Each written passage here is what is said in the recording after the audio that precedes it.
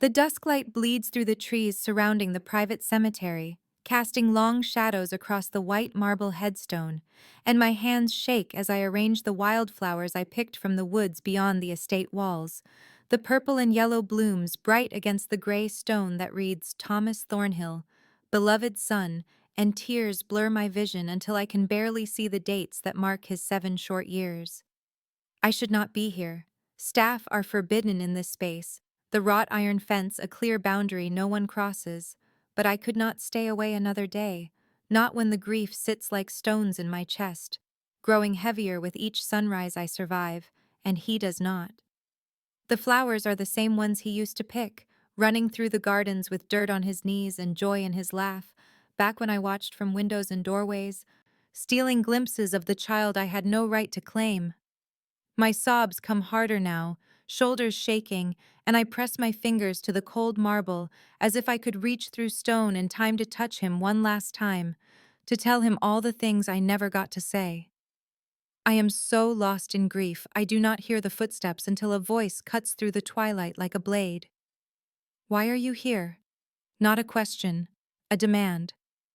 My blood turns to ice, and I jerk upright, spinning to find Alexander Thornhill standing 10 feet away, emerged from shadows as if he is part of them, and the terror that floods my veins is instant and primal. He is taller than he appears from a distance, well over 6 feet of controlled power, wrapped in an expensive black suit that does nothing to soften the danger radiating from him like heat from a furnace.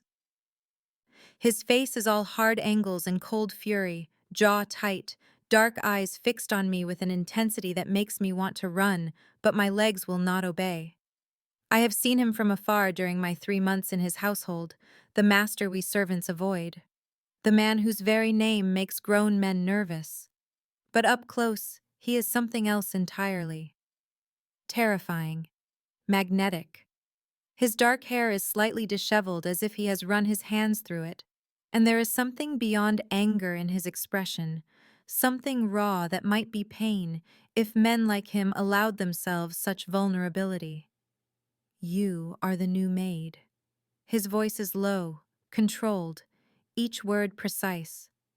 Eleanor. I manage a nod, unable to force sound past the knot in my throat. He moves closer, slow and deliberate, a predator sizing up prey, and I can smell his cologne now, something expensive and dark.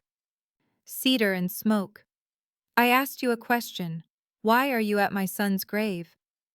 The possessive emphasis makes my heart crack wider, because Thomas was his son, in every way that mattered, raised and loved and mourned, while I am just the woman who gave him away, who has no claim and no right to this grief that is destroying me from the inside. I worked here before he died, I whisper, the lie I prepared tasting like ash. I just wanted to pay my respects. His eyes narrow and he takes another step closer, near enough now that I have to tilt my head back to meet his gaze. You are crying like you lost something that belonged to you. The observation is sharp, suspicious, cutting right to the truth I cannot afford to reveal. My mind races for explanation, for anything that will satisfy him and let me escape, but his presence overwhelms everything. The sheer force of him drowning out rational thought. Staff do not come here, he continues, voice dropping lower, more dangerous. This is private family space. You know this. I do. I breathe. I am sorry. I will leave. His hand moves and I flinch, but he does not touch me, just gestures sharply at the flowers. Those were his favorites. How did you know that? The question hangs between us, loaded with suspicion and something else, something that feels like the ground crumbling beneath my feet. I search desperately for an answer that will not expose everything, but my hesitation stretches too long and his jaw tightens further. Tell me, he orders, and there is no mistaking the command in his tone, the absolute expectation of obedience, and I realize with sinking certainty that I am trapped between the truth I cannot tell and the lie he will not believe. Now please take a moment and subscribe to our channel and comment where you are watching from and what time is it. It is always fascinating to see where these stories get all around the world. Thank you. I saw him in the garden sometimes, I hear myself say, the words tumbling out in a rush of partial truth and desperate fabrication. He was always so happy, running and laughing, and I just wanted to pay respects because I felt guilty that I could not help him the day he became ill. I was on duty that day, and I did nothing. I did not see the signs. The lie burns my tongue, but Alexander's expression shifts slightly, something flickering behind the cold fury that might be recognition of shared guilt. He studies me for another long moment, eyes searching my face for deception, and I force myself to hold his gaze even though everything in me screams to look away, to run, to escape before he sees too much. You felt guilty, he repeats slowly, testing the words, for not saving a child you barely knew. His tone says he does not quite believe me, but cannot pinpoint why. I know it sounds strange, I whisper, but I liked him. He was kind to the staff. He said thank you when I brought his meals. Alexander's jaw works and he looks away, back toward the headstone, and I see the grief crack through his control for just a second before he locks it down again. Get back to the house, he says finally, voice flat. Do not come here again. It is not for you. The dismissal stings more than it should, but I nod quickly, relief flooding through me that he is letting me go, that my secret remains intact. I move past him, careful not to touch him, and his presence burns like heat from a fire as I pass. I make it 5 steps before his voice stops me again. Eleanor. I freeze. My name in his mouth sounds dangerous. Yes, I breathe, not turning around. If I find out you are lying to me about anything, there will be consequences. Do you understand? The threat is clear and absolute. I understand, I manage. And then I am walking as fast as I dare without running, putting distance between myself and the man who could destroy everything with one deep look into my past. My heart hammers against my ribs as I cross the darkening grounds toward the servants' entrance, and my hands still shake when I reach my small room on the 3rd floor, tucked away in the corner where the household staff sleep in tiny spaces that smell like old wood and lemon polish. I close the door and lean against it, sliding down to sit on the floor as the terror catches up with me and steals my breath. He suspected something. I could see it in his eyes, feel it in the way he watched me like I was a puzzle he needed to solve. My mind races through everything I said, searching for mistakes, for cracks in my story that he might pry open. The memory of Thomas runs through my head, unbidden and painful, the way I used to watch him from doorways and windows during my 3 months here before he died. I can see him chasing butterflies in the garden, dirt on his small hands, joy radiating from him like light, and my heart twists because he was happy. He was loved. Alexander gave him everything I could not. I had only wanted to see that with my own eyes, to know the choice I made 7 years ago, when I was broken and terrified, had led him to safety and love. I never spoke to him directly, kept my distance, just watched and memorized every smile, every laugh, storing them like treasures for the empty years ahead. Then he died, and my world collapsed. I should leave tonight, pack my few belongings and disappear before Alexander digs deeper. But I cannot make myself move from this floor, cannot let go of the only connection I have left to my son. Sleep does not come that night. I lie in my narrow bed and replay every second of the encounter, the way Alexander looked in the dying light, all sharp edges and controlled fury, and something else underneath, something wounded that called to the broken places in me.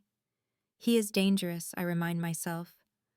A man whose name people whisper with fear, whose business I do not fully understand, but know involves violence and power.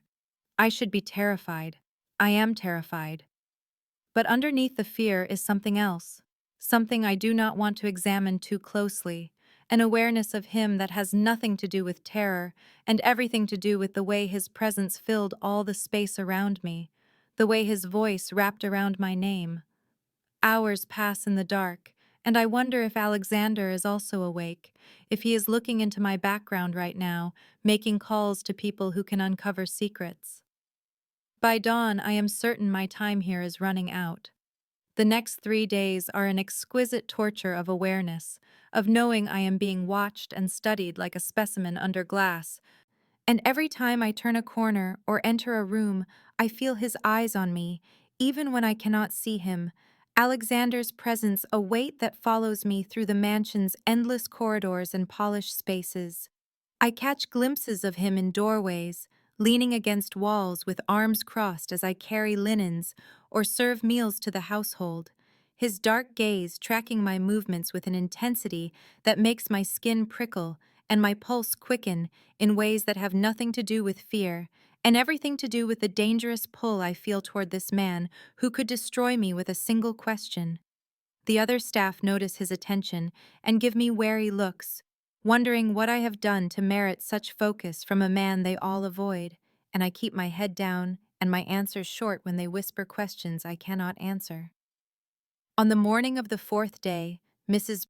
Henshaw, the head housekeeper, summons me to her small office off the kitchen.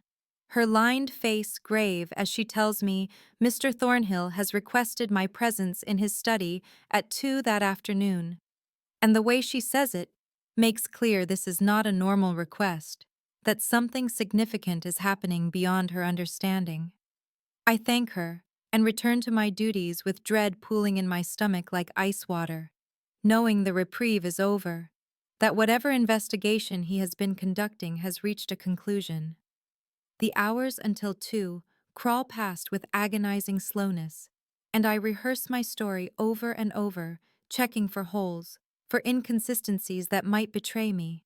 But my hands shake as I fold sheets, and my mind cannot focus on anything except the coming interrogation. When the time comes, I wash my face and smooth my simple gray uniform dress, staring at myself in the small mirror in the staff bathroom and barely recognizing the pale, frightened woman looking back. I make my way to the east wing, where Alexander's private study sits behind heavy oak doors, and I knock twice before his voice calls for me to enter. The room is exactly what I expected. All dark wood paneling and floor-to-ceiling bookshelves, a massive desk dominating the space beneath tall windows that overlook the grounds, and the smell of leather and old paper and that cedar cologne that is distinctly his fills my lungs as I step inside and close the door behind me. Alexander sits behind the desk, perfectly still in a charcoal suit, his hands folded on the polished surface, and his eyes lock onto mine with such focused intensity that I freeze just inside the doorway, like prey caught in a predator's sights. "Sit," he says, gesturing to one of the leather chairs facing his desk. And I obey because there is no other option. Crossing the thick carpet on legs that feel unsteady and lowering myself into the chair that puts me at a disadvantage, him elevated and in control while I am small and exposed. He does not speak immediately, just watches me with that unreadable expression, and the silence stretches until my nerves are screaming and I have to clasp my hands together to keep from fidgeting. "Eleanor Blake," he says finally, my full name in his deep voice sending shivers down my spine. "Tell me about the 8 months before you came to work here. Where were you? What were you doing?" The question is direct and unavoidable.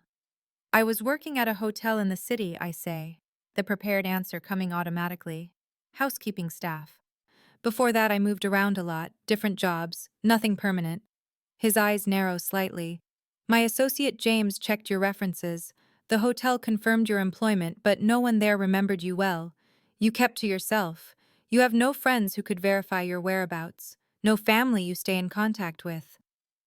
"Why is that?" "Because I prefer my privacy," I say, fighting to keep my voice steady. "I have always been independent."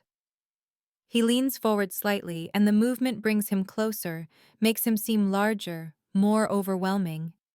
"Independent or hiding?" he asks, and the accusation is clear.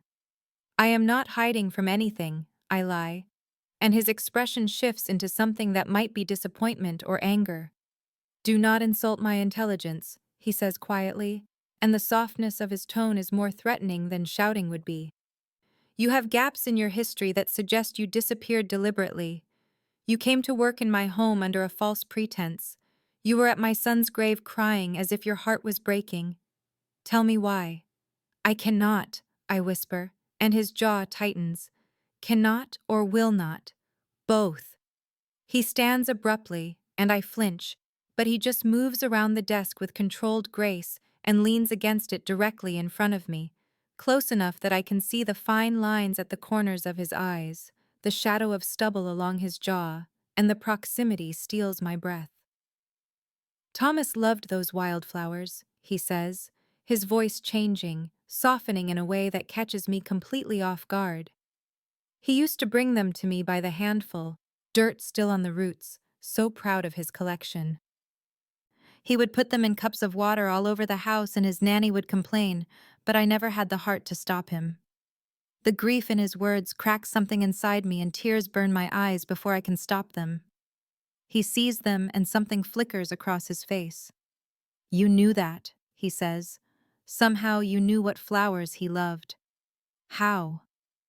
I saw him pick them. I managed through the tightness in my throat. In the gardens. I remember.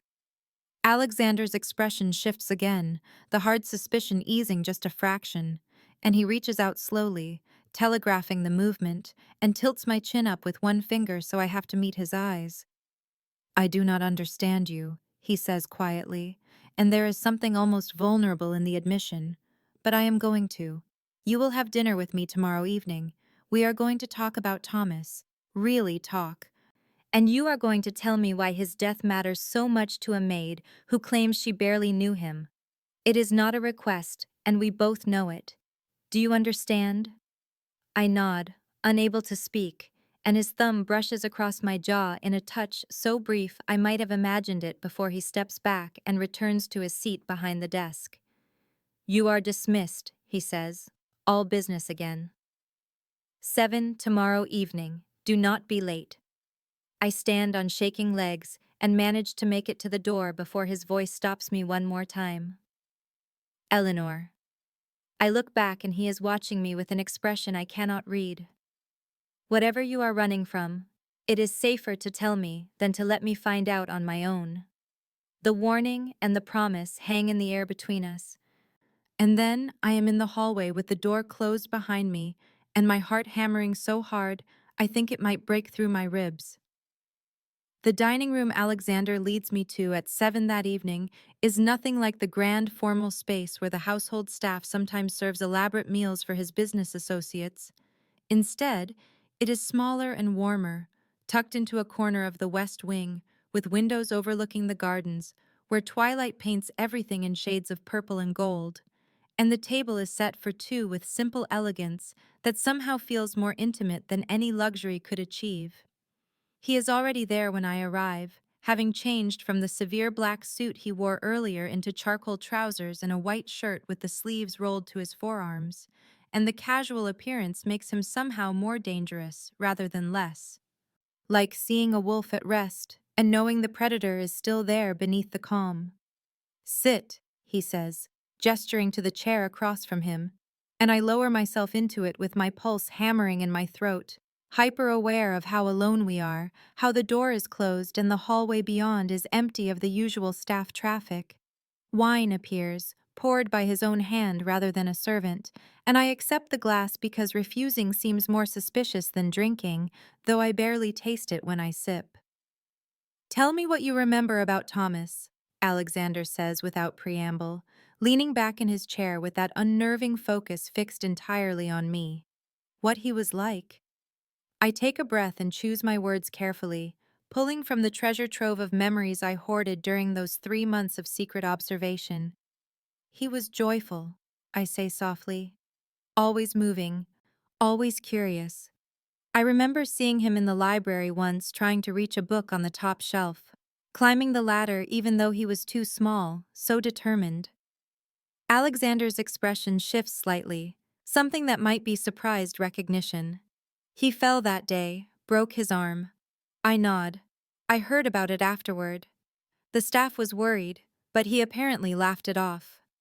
He did, Alexander says, and there is warmth in his voice now, the ice thawing just a fraction. He told me it was an adventure, that adventurers get injured sometimes, and it just meant he was brave.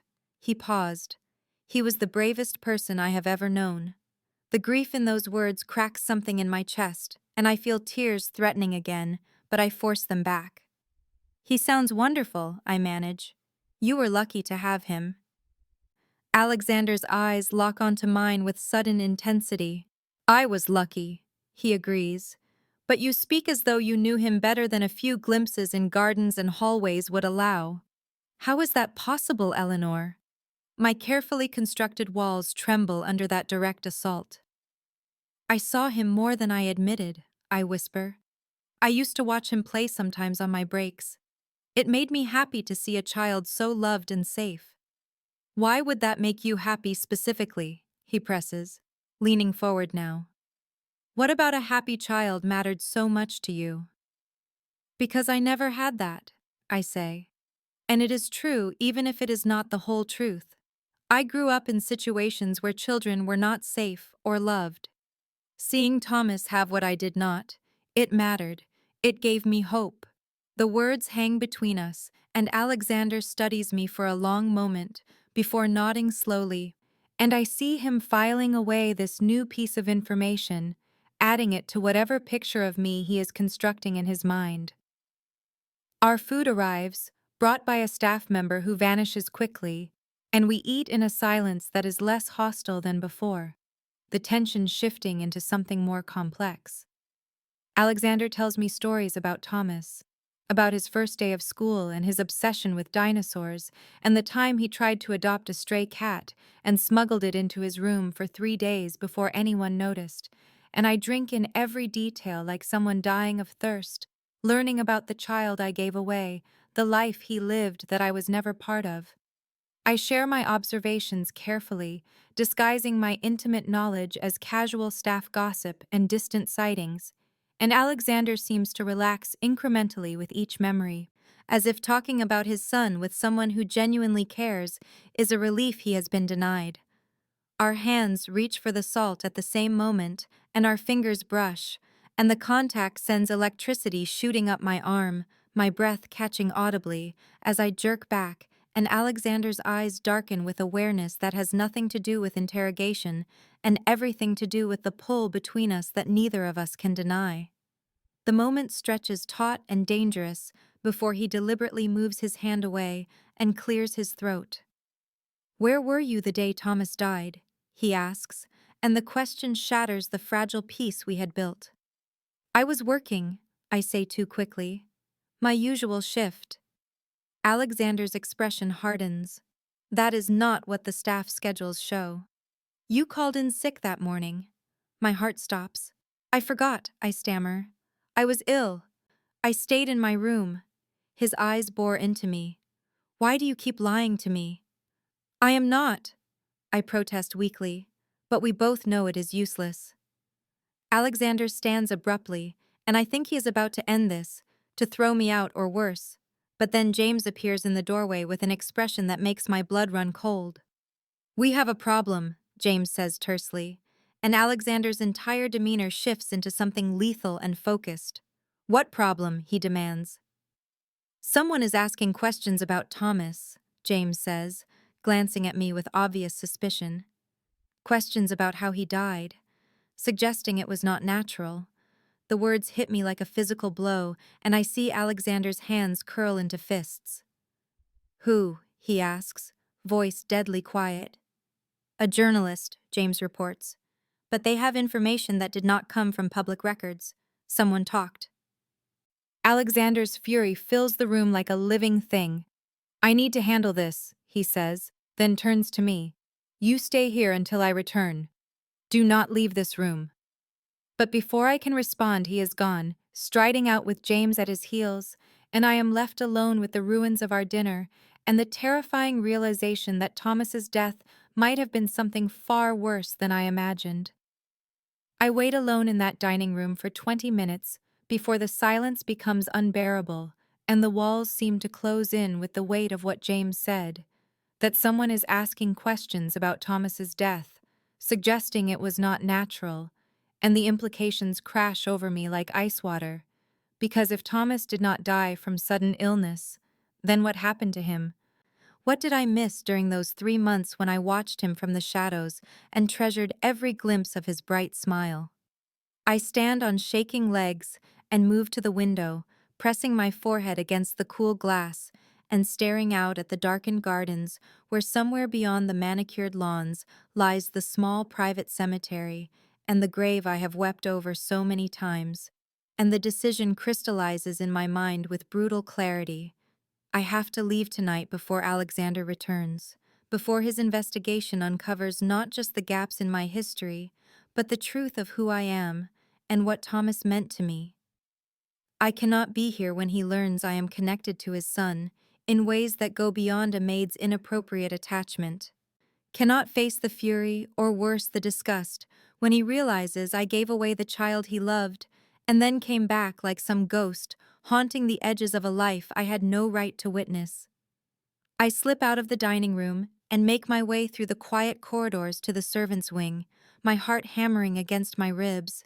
And when I reach my small room, I lock the door and pull my single battered suitcase from under the narrow bed, the same case I carried 8 months ago when I arrived here with my carefully constructed false references and my desperate need to be close to the son I gave up 7 years ago when I was 21 and terrified and so broken I could barely function. The memories flood back as I pack my few belongings with trembling hands. Remembering the pregnancy I hid from everyone, especially from Marcus, who would have used it as another chain to bind me to him, another tool for his control and his fists. And when I finally escaped him at 6 months along, I had nothing, no money or family or future, just a baby growing inside me and the certainty that I could not give a child the life it deserved. The private adoption agency promised me a good family, people with resources and love and stability, everything I lacked, and I signed the papers 2 days after Thomas was born, because holding him even for those 48 hours made it impossible to think clearly, made me want to keep him, despite knowing I would destroy his chances at a real life. They told me his new parents were a young couple, successful and devoted, that he would want for nothing. And I believed them because I needed to believe, needed to think I was giving him a future instead of just giving him away because I was too weak and too damaged to be what he needed. I never knew the couple was Alexander's brother and his wife. Never knew Thomas would grow up in wealth and privilege and safety until 6 months ago when I saw a news photo of Alexander Thornhill leaving a private funeral service for his young son, and I recognized Thomas's face even older, recognized the shape of his eyes that matched mine, and something inside me shattered so completely, I am still not sure I have found all the pieces. I used every bit of money I had saved to create a new identity, forge references, get this job in the household where Thomas had lived, not with any plan beyond being close to the space he had occupied, walking the halls he walked, seeing the gardens where he played, as if proximity could somehow ease the guilt and grief that devoured me. I fold my 2 spare uniform dresses and add them to the suitcase, then my few personal items, a photograph of my mother who died when I was 12, a book I have read 100 times, nothing that marks this space as truly mine, because I have learned not to leave traces, not to sink roots, and I am reaching for my toiletries when I hear the footsteps in the hallway outside, heavy and purposeful, stopping directly at my door. Eleanor. Alexander's voice is cold and hard as steel. Open this door. My hands freeze and my breath stops. I know you are in there, he continues. I know you are packing. Open the door, or I will have it broken down. I do not know what to do, my mind a blank white space of panic, but then I hear the sharp command he gives to someone with him, and the reality hits. He will absolutely break it down, will tear through any barrier I put between us, and so I cross the small room on numb legs and turn the lock and open the door to find him standing there in the dim hallway light, still in his shirt sleeves, his jaw tight and his dark eyes blazing with anger and something else I cannot name. He sees the open suitcase on my bed, and his expression hardens further. Going somewhere, he asks, and it is not really a question. I step back instinctively as he enters, his presence filling my tiny room and making it feel even smaller, a cage closing in, and he shuts the door behind him with a quiet click that sounds louder than a gunshot in the tense silence between us. "You were running," he says. And it is an accusation and a question, and something that sounds almost like hurt beneath the anger. "I cannot do this," I whisper, gesturing helplessly at the suitcase, at the room, at him. "I cannot stay here and let you keep digging into my past, because you will not stop until you find things I cannot let you find." "Try me," Alexander says, his voice dropping lower, more dangerous. "Tell me what you are so afraid of me discovering." "I knew Thomas before," I blurt out, the partial truth ripping from my throat. "Before the adoption. I knew his biological parents." The lie tastes like ash, but it is closer than I have come to the truth, and I see Alexander go absolutely still, predator instincts locking onto prey. "Explain," he commands, and I force myself to meet his eyes even as mine fill with tears.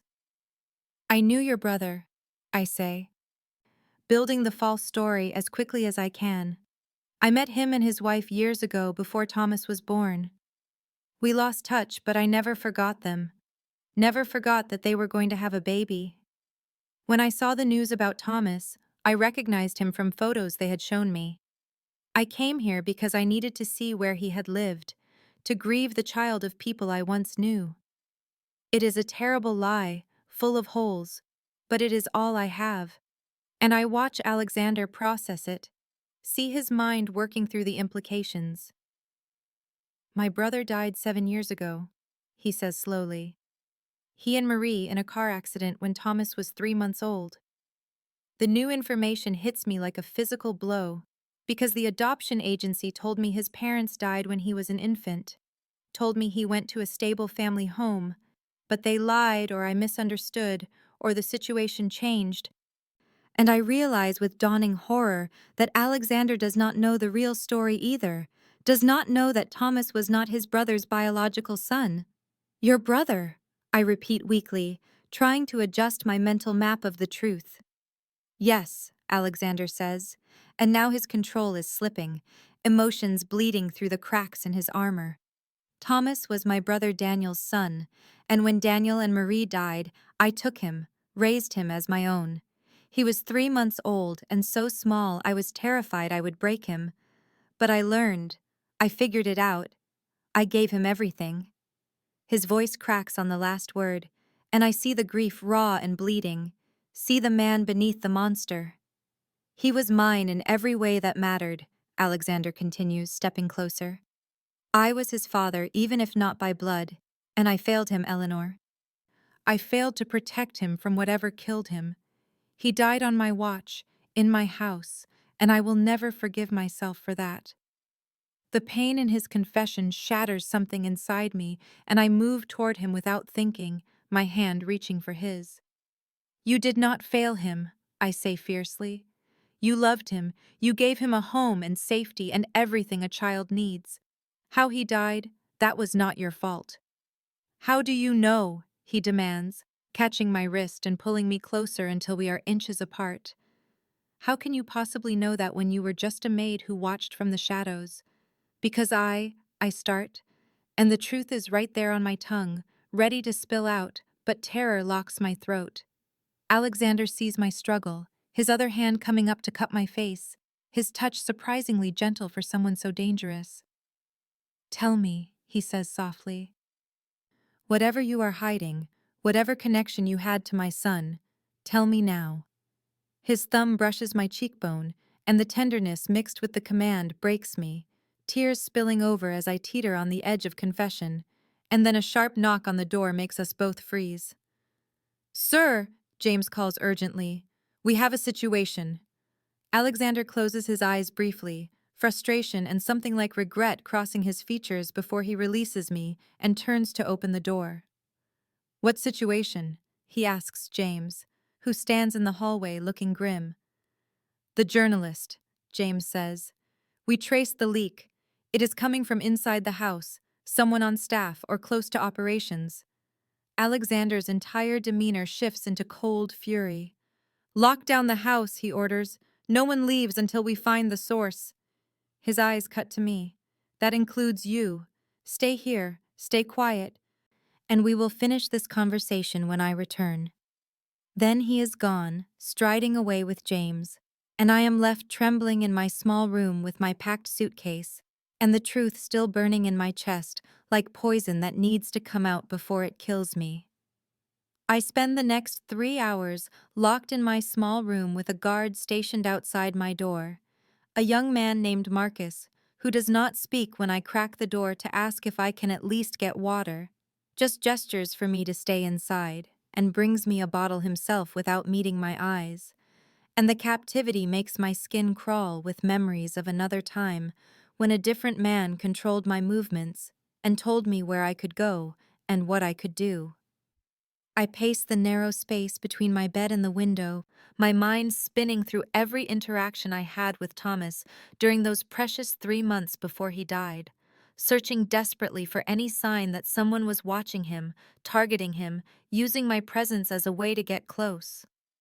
I remember the gardener who always seemed to be trimming hedges near where Thomas played, the delivery man who came twice in 1 week with packages, the woman who came to interview for a position in the kitchen and stared at Thomas with an intensity that made me uncomfortable. But I dismissed all of it at the time as my own paranoia, my fear that somehow my presence would bring danger to the child I had given up. Now the fear crystallizes into something sharper and more terrible. What if I did bring danger? What if Marcus found me somehow despite all my precautions? What if someone from that dark period of my life tracked me here and decided to hurt me by hurting the one thing I cared about, even though I had no right to care? The guilt is a living thing clawing at my insides, and I sink onto the edge of my bed with my head in my hands, fighting back the tears that want to come. Because I cannot fall apart now, when Alexander is out there hunting for answers and might return any moment to demand more truth from me. It is past midnight when I finally hear footsteps in the hall and the low murmur of voices as the guard is dismissed. Then the sound of my door opening without a knock, because Alexander does not ask permission, and I look up to find him standing in the doorway with exhaustion carved into every line of his face, his shirt sleeves rolled up and his tie long gone, looking more human and less like the untouchable crime lord who commands empires. He carries a covered plate in one hand and closes the door behind him with the other, and the unexpected gesture of bringing me food when he must have 100 more important things to deal with makes my throat tight. "You need to eat," he says simply, setting the plate on the small table by the window, and I realize I have not eaten since that dinner we shared hours ago. That feels like days now. "I am not hungry," I lie, but my stomach betrays me with a low growl, and something that might be amusement flickers across his features before the grim mask returns. "Eat anyway," he says, and it is not quite a command, but close enough that I stand and move to the table, lifting the cover to find pasta and bread, still warm, probably from his own kitchen rather than the staff dining hall. He watches me take the first bite before he moves to the window and stares out at the darkness, his reflection ghost-like in the glass. "The journalist is being handled," he says quietly. "But James believes someone inside my organization fed him information, which means I have a traitor close enough to know about Thomas, close enough to know details that should have stayed buried." I swallow hard, the food turning to dust in my mouth. "Do you think," I start, then have to force the words out past the fear. "Do you think someone wanted to hurt Thomas to hurt you?" "Yes," Alexander says flatly, and the single word contains multitudes of rage and pain. "I think my son was targeted because he was mine, because someone knew that destroying him would destroy me, and they were right." He turns from the window and his dark eyes pin me in place. "I need to know if you brought danger here, Eleanor. I need to know if someone from your past, someone you ran from, could have found you and decided to take revenge by hurting the one person you were secretly watching." The question is a knife between my ribs because I have been asking myself the same thing for the past 3 hours. I told no one where I was going, I say, and it is the truth. When I left Marcus, I disappeared completely. New name, new city, no trail. But even as I say it, I wonder if it was enough. If a man as controlling and violent as Marcus would really let me vanish without trying to find me. And the fear must show on my face, because Alexander crosses the room and crouches in front of my chair, putting himself at eye level. "Tell me about him," he says, and his voice has gentled slightly. "Tell me about the man you ran from." "Marcus Caldwell," I whisper, the name like poison on my tongue. "He was." I start again. "I thought he loved me, but he wanted to own me. And when I tried to leave, he made it clear I never would. Not alive. I got away while he was traveling for work, and I made sure he could not find me." Alexander's jaw tightens and I see the predator surface. "If he found you here, if he discovered Thomas and decided to hurt you by hurting the child you were watching, then he signed his own death warrant." The cold certainty in his voice should terrify me, but instead I feel a fierce gratitude that someone finally wants to protect me instead of harm me. "I need to know exactly how Thomas died," I hear myself say. "You said sudden illness, but what exactly happened?" Alexander stands and moves back to the window, his control visibly fraying. "He had a seizure during the night, brain inflammation, the doctors called it encephalitis, said it came on too fast to stop. He was gone within 6 hours of the first symptom. My hands are shaking so badly I have to clasp them in my lap. And no one thought that was suspicious. They said it happens sometimes with children. Rare but not unheard of," Alexander says, but his voice holds an edge of doubt. I accepted it because I could not bear to think it was anything but terrible luck. But now, with everything James is finding, he trails off and turns back to me. "Why does this matter so much to you, Eleanor? Why do you react like a mother who lost her child when you told me you barely knew him?" The trap closes around me, and I realize there is no more room for half-truths. Not if I want to help find who killed Thomas. Not if I want Alexander to trust me with the truth he is uncovering. Because I am his mother, I want to scream, but the words stick in my throat, and all that comes out is a broken sound that might be a sob, and Alexander sees everything in my face, the truth I have been hiding, the secret that has been destroying me, and his expression shifts from suspicion to dawning horrified understanding. Alexander does not sleep that night, and neither do I, though we are in separate rooms with walls and locked doors between us and miles of unspoken truth that might never be crossed now that he suspects what I have been hiding. I lie awake staring at the ceiling and wondering what he is doing with the information. Whether he is already having James dig deeper into adoption records from 7 years ago, whether he has the resources to unseal files that were supposed to stay buried forever, and the answer is of course he does, because Alexander Thornhill commands an empire built on secrets and power, and there is no lock he cannot break if he decides he wants what lies behind it.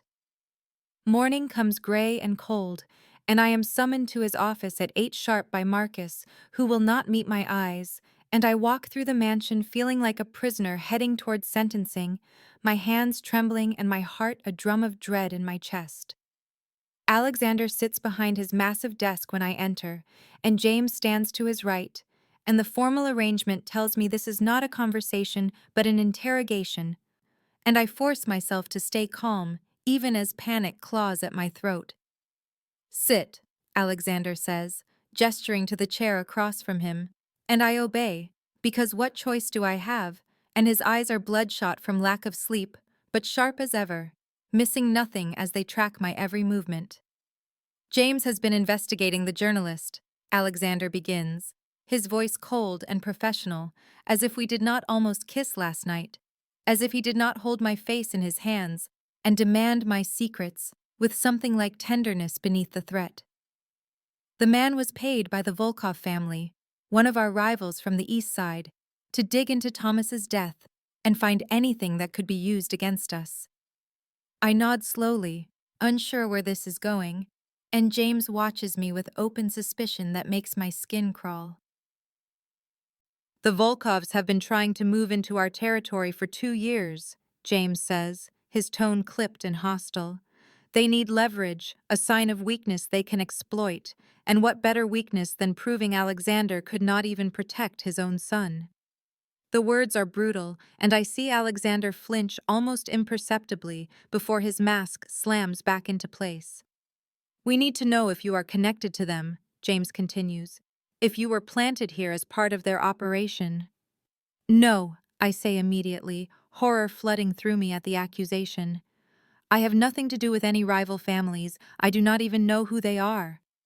Then explain the gaps in your history, James demands, pulling out a file and dropping it on the desk between us. Explain why Eleanor Blake did not exist before 8 months ago. Why your social security number belongs to someone who died 3 years ago. Why everything about your background is carefully constructed lies. I look at Alexander and see him waiting, his expression unreadable, and I realize this is the moment. There is no more room to hide. The gaps exist because I was running, I say quietly. I was running from a man who would have killed me if I stayed, and I needed a new identity to disappear completely. Alexander leans forward slightly, and I see the predator focus on me with absolute attention. And the adoption, he says, not a question, but a statement. James found a sealed record from 7 years ago, a private adoption handled through a lawyer who specializes in closed cases, a young woman who gave up her infant son and requested no contact, no information, complete separation. The file is sealed, but James has ways of finding things that are supposed to stay hidden.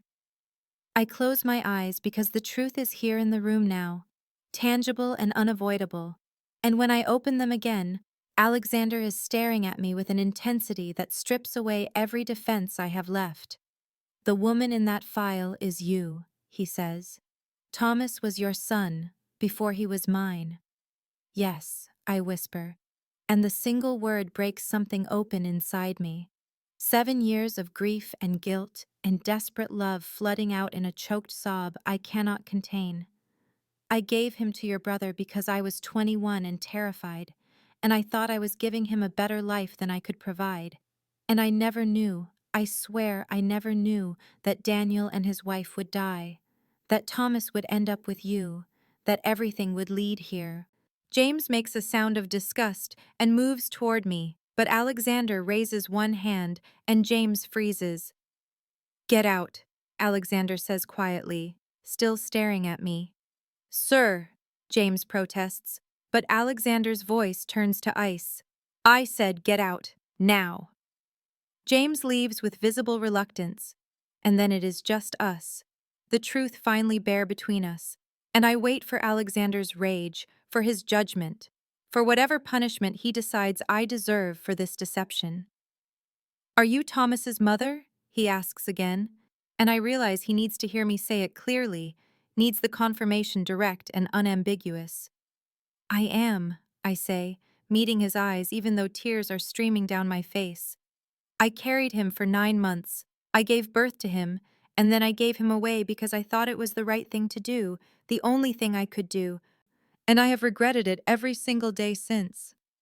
The words hang between us like shattered glass, and I watch Alexander's face cycle through emotions too quickly for me to name. Shock bleeding into anger, bleeding into something that might be pain or betrayal or both, and he stands abruptly, his chair scraping against the floor with a harsh sound that makes me flinch. You gave him away, he says, and his voice is low and dangerous, each word precise as a knife cut. You carried my son, you gave birth to him, and then you handed him to strangers and walked away. The accusation flays me open, but I force myself to stay present, to not crumble under the weight of his judgment. I was 21, I say again, my voice shaking but determined. I was pregnant and alone, and running from a man who had nearly killed me twice already, who would have taken that baby and used him to control me forever or worse, and I could not let that happen. I made sure Thomas went to a good family, a safe family, people who could give him everything I could not. Alexander laughs, and it is a bitter, broken sound. You gave him to my brother, a man who was involved in this life just as deeply as I am, just with a better public face. You gave him to a crime family, Eleanor. Did you know that when you signed the papers? No, I whisper, tears streaming freely now. The adoption was private, sealed. The lawyer told me the family was wealthy and stable and wanted a child desperately. I never knew their names, never knew anything except that Thomas would be loved and safe, and that was all I could hope for. When Daniel and his wife died and the news showed their photos, when I saw Thomas, I nearly collapsed because I recognized him, something in his face, and I knew. Alexander turns away from me and braces his hands on his desk, his shoulders rigid with tension. So, you took a job here, in my house, to do what exactly? Watch him from a distance? Play pretend that you were part of his life when you had given up that right? The cruelty in his words is deliberate, and I understand he is lashing out from his own pain, but it still cuts deep. I just wanted to see him happy, I say quietly. I wanted to know that my choice had been the right one, that he was loved and cared for, and he was, Alexander. You gave him everything. You were an incredible father. He whirls on me, and his eyes are bright with unshed tears. Do not tell me what kind of father I was when you were lying to me the entire time, when you stood in this house and watched him and never said a word, never gave me the choice to know the truth. What gave you the right to make that decision? Nothing, I say, and my voice breaks. Nothing gave me the right, and I know it was selfish and wrong, but I could not help myself. When I saw that he was dead, that I would never have the chance to know him even from a distance, I felt like I was dying too. And being here in the place where he lived was the only thing that kept me breathing. Alexander stares at me for a long moment, and I see him struggling with emotions he has spent months suppressing, the grief he has kept locked behind walls of ice and control, threatening to overwhelm him. You are his mother, he finally says, and the words sound like they are being torn from somewhere deep inside him. You carried him, you gave him life, and then you gave him to me, and I do not know whether to hate you or thank you for that. Both, I say through my tears. You should do both because I do. He closes his eyes, and when he opens them again, something has shifted, the immediate rage banking into something more complex and harder to read. I need time, he says. I need to think about this, about what it means, about whether I can trust anything you have told me. He walks to the door, and I stand, because I cannot just sit here while he leaves, while this ends. Alexander, I start, but he holds up one hand. Stay here, he says. Do not leave this room. Do not try to run again, because I will find you, and I will not be gentle about it. You are Thomas's mother, and that means something even if I do not know what yet. He leaves and the door closes behind him with a quiet click that sounds like a gunshot in the silence, and I sink back into the chair and let myself fall apart completely because I have finally told the truth, and I have no idea if it has saved me or destroyed me. 3 hours pass and I remain in Alexander's office because he told me not to leave, and I have learned that disobeying him is not an option I want to explore, not when everything hangs by such a fragile thread, and I sit in the chair watching the light change outside the windows as morning bleeds into afternoon and wonder what he is doing, whether he is making arrangements to send me away, or worse, whether James is already preparing some kind of permanent solution to the problem I represent. When the door finally opens, I startle so violently I nearly fall from the chair, and Alexander enters with Marcus behind him, carrying a tray of food, and the unexpected kindness of this gesture makes my throat tighten because I have not eaten since yesterday, and my body is shaking with exhaustion and stress. Eat, Alexander says, his voice still cool, but not as cold as before, and Marcus sets the tray on the desk and leaves without looking at me.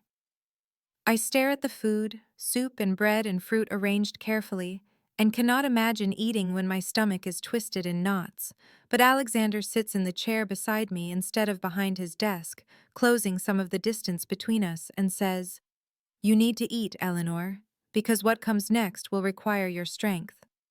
I pick up the spoon with trembling hands and force myself to take a bite, and the warmth of the soup spreading through me is almost painful after so many hours of cold fear. Alexander watches me eat in silence, and I can feel him studying me, recalculating everything he thought he knew, and when I have managed half the bowl, he finally speaks. "You will stay in the private wing of the mansion starting tonight," he says. "James is handling security, but there are threats we need to manage, and I want you where I can protect you." The shift from interrogation to protection makes my head spin. "Why?" I ask, setting down the spoon. "Why would you protect me after everything I have done?" "Because you are Thomas's mother," he says simply. "And despite my anger and my confusion about what that means, it means you matter."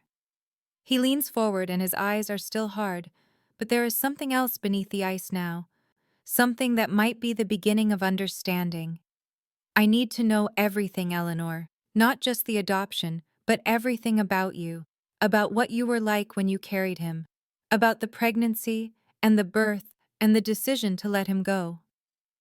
I need those pieces of him I never had."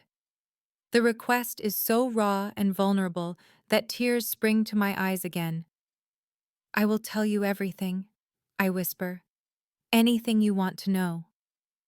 He nods and stands, offering his hand to help me up, and when I take it, the contact sends electricity through my skin, the attraction that has been building between us, still present despite everything, perhaps stronger now because of the truth that binds us. "Come," he says, and leads me through the mansion to the private wing I have never entered, past guards who watch with curiosity and suspicion, down a hallway lined with expensive art, to a suite of rooms that are beautiful and clearly meant for important guests. "This is where you will stay," Alexander says, gesturing to the space. "You will have privacy, but there will be guards outside for your protection, and because I cannot fully trust you yet, and I need you to understand that." I nod, because I expected nothing less, and honestly, the guards make me feel safer rather than trapped, knowing that whatever threat is circling will have to go through them to reach me. Alexander moves to leave, but I catch his wrist before I can stop myself, needing him to understand. "I never meant to hurt you," I say. "I never meant for any of this." "I know," he says quietly, and his hand turns to grip mine for just a moment before he pulls away. But intent does not erase impact, and we both have to live with that now. James arrives at the private wing the next morning, with news written across his face in grim lines, and Alexander meets him in the hallway outside my suite, where I can hear their low voices through the door. And when Alexander enters moments later, his expression is cold fury barely contained beneath the surface of control. "We found the insider," he says without preamble. "Catherine Pembroke." The name hits me like a physical blow, because I remember Catherine, Thomas's nanny, who left 2 months before he died, a woman in her 40s with kind eyes who always seemed slightly resentful of her position, and the idea that she could have betrayed Thomas makes rage flood through me so fierce it steals my breath. "I want to see her," I say, standing from where I had been sitting by the window. "I want to hear what she has to say." Alexander studies me for a long moment, and I see him weighing the request, considering whether to shield me from this darkness or let me step into it. And finally he nods. "Come with me," he says. "You should hear this." He leads me through corridors I have never walked, down stairs that descend into the lower levels of the mansion where the air grows cooler and the expensive art gives way to plain walls, and I understand we are entering the part of his world where justice is administered away from polite society. Two guards stand outside a reinforced door, and they step aside when Alexander approaches, and he pauses with his hand on the handle and looks at me. "What you see in here cannot be unseen," he says quietly. "If you are not ready for that, Go back upstairs now, and I will tell you what you need to know. I meet his eyes and feel something settle in my chest, a certainty that has been building since I learned Thomas was murdered. I need to see this, I say. I need to know who hurt my son. The possessive slips out before I can stop it, but Alexander's expression softens just slightly, and he opens the door. Catherine sits in a chair in the center of a sparse room, her hands zip-tied in front of her, her face blotchy with tears, and when she sees Alexander she flinches, but when she sees me behind him, her eyes widen with genuine shock. "Eleanor," she whispers, "what are you doing here?" "Tell her what you told James," Alexander says, his voice like ice in the small space, and he positions himself slightly in front of me, protective even now. Catherine's face crumples and she starts sobbing. "I did not know," she says. "I swear I did not know they would hurt him. I just needed the money. They promised it was just information, just surveillance on the household routines, and I was so angry about being passed over for the head of staff position after 5 years of loyal service." Rage makes my hands shake, and I step around Alexander before he can stop me. "You let someone poison a child because you were angry about a promotion," I say, and my voice is shaking but deadly quiet. "You helped them murder Thomas." Catherine looks up at me with desperate eyes. "I did not know it was poison," she cries. "They told me they just needed access codes and schedules. I thought it was about Alexander, about his business dealings.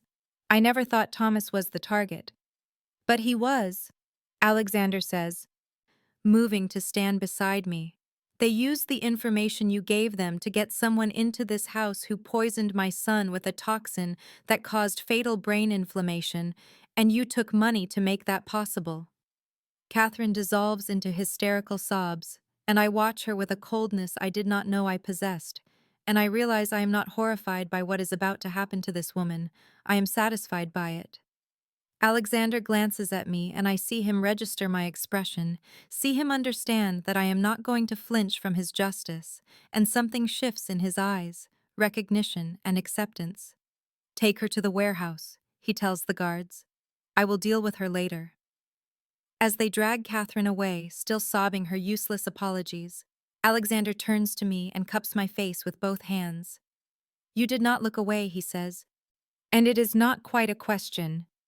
"I will not look away from the truth of who hurt him," I reply. "She deserves whatever you decide." He searches my face and then pulls me against his chest, his arms coming around me tight and fierce. "He was murdered, Eleanor," he says into my hair. "Our son was murdered and I failed to protect him." "Our son."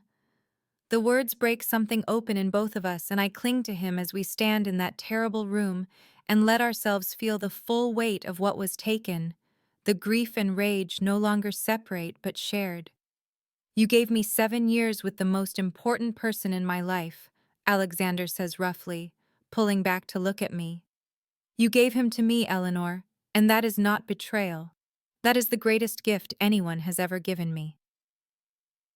We walk back to the private wing in silence, but his hand finds mine in the corridor, and the simple contact feels like a promise, like something fundamental has shifted between us now that we have named what was taken and who is responsible.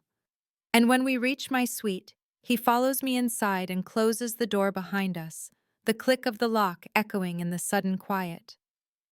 "I have been drawn to you from the moment I found you at the grave," Alexander says, turning to face me with an intensity that steals my breath.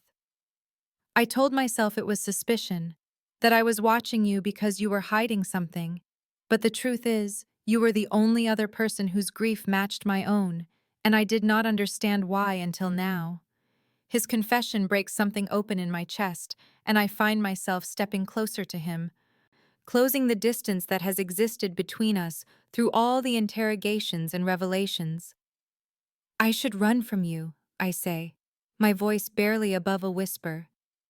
"You are everything dangerous, everything I fled from years ago, but you are also the only person who loved Thomas the way I did in my heart, the only person who understands this loss." Alexander reaches up and cups my face with both hands, his thumbs brushing away tears I did not realize were falling. I am dangerous, he agrees, his voice rough with emotion. I will not lie to you about what I am or what my world demands, but I have never felt for anyone what I feel when I look at you, Eleanor.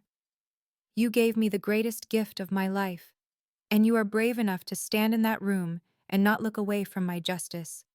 And I need to know if what I see in your eyes is real, or if I am imagining it because I want it so badly. My heart hammers against my ribs as I look up at him and see the vulnerability beneath the power, the grieving father beneath the ruthless boss, and I realize I am not afraid anymore, not of him, not of this pull between us that has been building since that first night at the grave. It is real, I whisper. I am terrified of it, but it is real. He searches my face for a long moment, and I see him asking permission without words, giving me the choice despite the power imbalance that has defined us from the beginning, and I answer by rising on my toes and closing the final inches between us. The kiss is nothing like I imagined in those secret moments when I allowed myself to wonder. It is desperate and fierce and tasting of grief and rage and need, his hands sliding into my hair as mine grip his shoulders, and we are both seeking something we lost, some comfort in the darkness that only each other can provide. We stumble backward until my spine hits the wall and his body presses against mine, solid and warm and alive, and the kiss deepens into something that makes my head spin and my fingers clutch at his shirt. I need you, he says against my mouth, his control fracturing in a way I have never seen. Tell me you want this, Eleanor. Tell me you choose this. I choose this, I say, and the words are a vow and a surrender and a claiming all at once. I choose you. Alexander wakes me before dawn with a gentle hand on my shoulder, and when I open my eyes, he is already dressed in dark clothing that speaks of the business he must conduct today, and the sight of him preparing for violence while standing in the soft light filtering through the curtains creates a strange dissonance that reminds me exactly who I have chosen to love.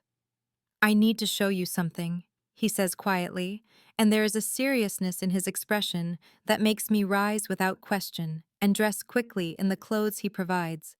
Practical dark pants and a sweater that are too expensive to be anything but deliberately chosen for me.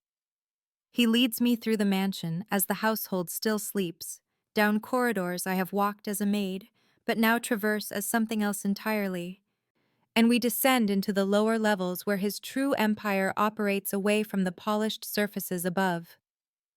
The room he brings me to is filled with monitors and maps. 3 men working at computers who straighten when Alexander enters, their respect immediate and absolute. This is the heart of my organization, he says, his hand at the small of my back anchoring me to his side. If you are going to stay, if you are going to be part of my life, you need to understand what that means, Eleanor.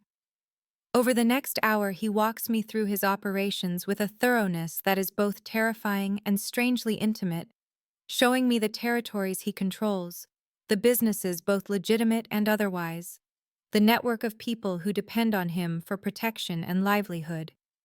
I see the violence inherent in his world, but also the structure, the code that governs his people, the way he balances power with responsibility in a way that makes him more than just a criminal. He introduces me to his key lieutenants as they arrive for the briefing about the counterstrike against the rival family, and I feel their eyes assessing me, wondering what I am to their boss and whether I am a weakness or something else. James enters last, and his gaze when it lands on me is complex, still wary, but shifting towards something that might become acceptance. And when Alexander keeps me at his side during the strategy session, James does not object. The plan they outline is surgical and efficient, targeting the leadership of the rival family who ordered Thomas's death without triggering a full gang war that would destabilize the entire city. And I watch Alexander command the room with a quiet authority that makes it clear why these dangerous men follow him. He is not the loudest or the most brutal, but he is the smartest and the most controlled, and his people trust him to lead them through violence and out the other side. When the meeting concludes and the men disperse to their assignments, Alexander turns to me. I will be gone most of the day, he says. James will take you to a safe house in the North District where you will wait until I send word that it is finished. The familiar anger flares in my chest and I shake my head. No, I say firmly. You do not get to show me your world and then lock me away from it, Alexander. I am not a piece on the board to be moved and protected. I am choosing to stand beside you, and that means trusting you to come back to me, not hiding while you face danger. His jaw tightens, and I see the war in his eyes between his protective instincts and his respect for my agency. Eleanor, if something happens to me, if this goes wrong, they will come for everyone I care about, and you are not equipped to survive that. I step closer until we are nearly touching. Then you better make sure nothing goes wrong, I say, because I am not leaving. The weeks that follow the elimination of the threats feel like surfacing from deep water, emerging into light that seemed impossible when I was drowning in secrets and fear. And I find myself moving through the mansion not as a maid or a captive, but as something I never expected to be, someone who belongs here beside Alexander in ways that transform the very architecture of my days.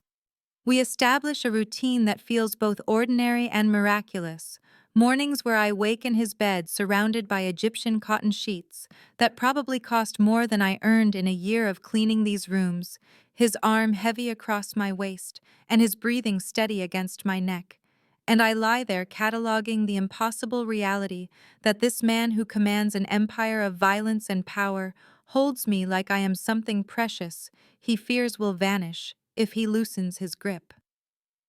On a cool morning 3 weeks after the counterstrike, he wakes me earlier than usual and tells me he wants to visit Thomas's grave, and I dress quickly in jeans and a soft sweater, my wardrobe slowly filling with clothes he insists on buying, despite my protests that I can purchase my own, and we walk through the gardens as mist rises from the grass and clings to the hedges like ghosts reluctant to face daylight. The private cemetery is peaceful in the early hour, and Alexander carries a bouquet of white roses while I have my handful of wildflowers that have become my signature offering, and we stand before the marble marker in silence for several minutes before I find the words I need to say. I tell Thomas about how much his father loved him, how Alexander gave him everything a child could need, even though grief and danger surrounded them both, and I tell him I am sorry I was not there to know him, but I am grateful every day that Alexander was, that my son had the childhood I could never have provided in my desperation and fear. My voice cracks, and Alexander pulls me against his side, his arm around my shoulders, anchoring me as tears slip down my cheeks, and he takes over the conversation with Thomas in a voice rough with emotion, telling his son about the woman he has found, about how she gave him the greatest gift, and how he wishes Thomas could have known her, could have seen how brave and strong she is beneath the vulnerability. We stand there wrapped together until the sun burns away the mist and warmth touches our faces. And when we finally turn to leave, Alexander stops me with a hand on my arm and tells me he is having a new headstone made, one that will acknowledge the truth of Thomas's parentage with both our names, a private memorial that honors what we were to the boy we both loved. The gesture breaks something open in my chest, and I realize this is Alexander's way of telling me I am permanent, that he sees our grief and our love as intertwined in ways that cannot be separated. And when I look up at him through tears, his expression is soft in a way that still startles me. The ruthless crime boss transformed into simply a man who has lost and found and chosen to hold on to what matters. That evening, we sit in the smaller dining room that has become our space rather than the formal room where he conducts business dinners. And over a meal prepared by the cook, who now smiles at me instead of glaring with resentment, Alexander tells me about plans he has been developing, a foundation in Thomas's name that would help pregnant women in crisis, providing resources and support so they do not face the impossible choices I faced at 21. He has already consulted lawyers about structuring it, setting aside a substantial portion of his legitimate business profits to fund counseling and medical care and housing assistance. And as he outlines the vision, I see how he is channeling his grief into something that honors Thomas, while also honoring the frightened girl I was, the mother who loved her son enough to give him a better life, even at the cost of her own heart. I reach across the table and take his hand, squeezing hard, and tell him I want to be part of it, that helping women like I was would give purpose to all the pain, and he brings my knuckles to his lips in a gesture that is both courtly and possessive. We talk late into the night about possibilities and logistics, about how to protect the foundation from the dangers of his other enterprises, and I marvel at how this has become my life. Planning charitable work with a man who ordered executions 3 weeks ago, the contradictions somehow making sense in the strange moral landscape we inhabit together. 6 months later, I stand at Thomas's grave with spring sunshine warming my shoulders and Alexander's hand solid in mine, and I stare at the new headstone that reads, Thomas Thornhill, beloved son, with both our names carved beneath in elegant script that makes permanent what we have chosen to honor. The truth that this child was loved by two people who never knew each other when he was alive, but found each other through the grief of losing him. The wildflowers I brought today are mixed with Alexander's white roses in a crystal vase. Our offerings combined as everything in our lives has combined over these months that have transformed me from the terrified maid weeping secretly in the dusk to the woman who stands here openly claiming her place beside the most powerful and dangerous man I have ever known. The foundation we built in Thomas's name is fully operational now, occupying an entire building downtown with a staff of 12 counselors and case managers who help pregnant women find resources and support. And I spend 3 days a week there meeting with clients who remind me of who I was at 21, frightened and desperate and convinced I had no good options. And I can offer them what I never had, which is someone who understands and does not judge and can open doors that money and connections make possible. Alexander has funneled substantial resources into the foundation, legitimizing portions of his empire to create clean revenue streams that can support this work indefinitely. And watching him channel his ruthlessness into building something that helps rather than harms has shown me dimensions of him that perhaps even he did not know existed beneath the armor he built to survive his brutal world. He has softened in visible ways that his people notice and comment on in careful voices, his edges less sharp even as his authority remains absolute. And James told me last week that he has not seen Alexander this steady since before Thomas died, which is James's way of saying he no longer considers me a threat, but rather an asset to the man he has sworn to protect. Our life together has settled into rhythms that feel both ordinary and miraculous. Mornings where we drink coffee in the sunroom and discuss foundation business alongside his territory concerns. Evenings where we eat dinner in our private dining room and he asks my opinion on decisions that affect hundreds of people. Nights where we lie tangled together in the massive bed that is now ours rather than his, and I trace the scars on his body while he maps the curves of mine with a reverence that still makes my breath catch. The danger inherent in his world has not disappeared, and I have learned to live with the security measures and the sudden shifts when threats emerge, and the knowledge that violence is always a possibility, hovering at the edges of our happiness. But I navigate it beside him now, rather than as someone protected from it. And that partnership is what makes this life sustainable, rather than suffocating. This morning before we came to the grave, Alexander asked me a question he has been holding for weeks. I could see it building in the way he watched me, and touched me, and held on just a bit tighter. And when he finally voiced it, his words were simple but weighted with everything we have become to each other. "Marry me, Eleanor," he said. "Make this official in every way that matters. Bind yourself to me legally, as you already have in every other way. Let me give you my name and my protection and everything I have built." I said yes before he finished speaking. Yes, through tears that were joy rather than sorrow for once. Yes, because I have already chosen him, and this life, and there is no hesitation left in me about where I belong. The ceremony this afternoon will be small and private.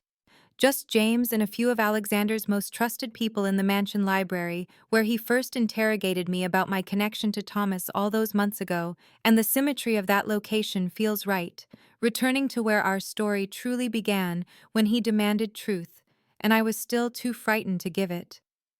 I will wear a simple cream dress that Alexander chose, his taste impeccable as it is in all things, and he will wear a dark suit that makes him look every inch the powerful man he is. And we will speak vows that acknowledge both the lightness and darkness of what we are building together. As we turn to leave the grave, I feel Thomas's presence like a blessing rather than a ghost. And I believe in some way that defies logic that he brought us together, that his death, as terrible as it was, created the conditions for this love to exist. And that belief gives me peace.